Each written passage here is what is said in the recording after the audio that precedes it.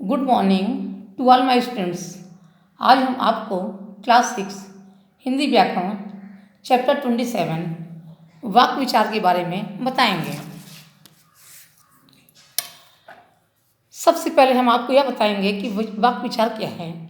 शब्दों के सार्थक समूह जो किसी विचार को पूर्णता के साथ प्रकट करता है वाक्य कहलाता है। वाक्य को दो आधारों पर रखा जा सकता है, पहला अर्थ के आधार पर, दूसरा रचना के आधार पर।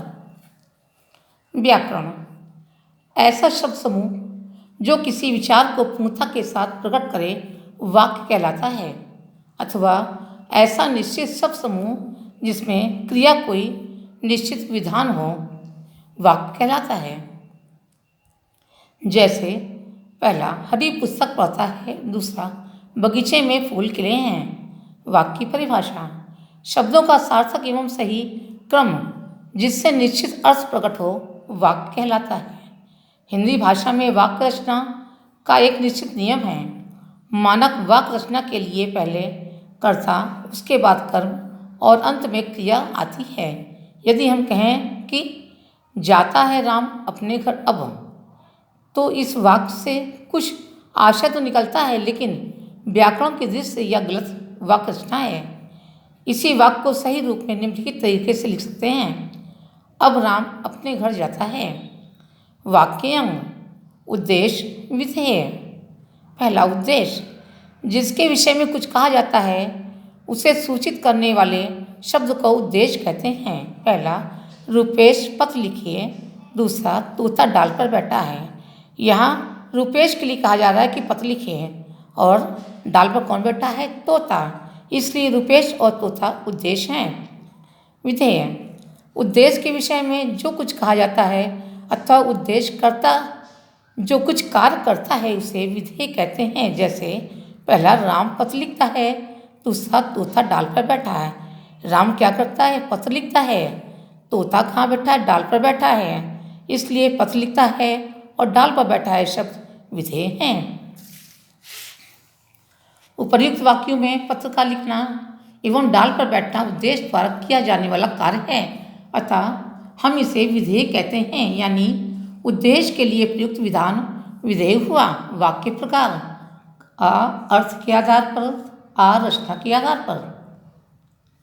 अर्थ के आधार पर वाक्यों के प्रकार, पहला विधानवाचक वाक्य, दूसरा निषेधात्मक वाक्य, तीसरा प्रश्नवाचक वाक्य, चौथा आज्ञावाचक वाक्य, पांचवा विस्मयादिबोधक वाक्य। पहला विधानवाचक वाक्य जिन वाक्यों में क्रिया करने या होने का केवल सामान्य कथन हो उन्हें विधानवाचक वाक्य कहते हैं। जैसे मैं घर जाता हूँ, दूसरा रवि पढ़ रहा है।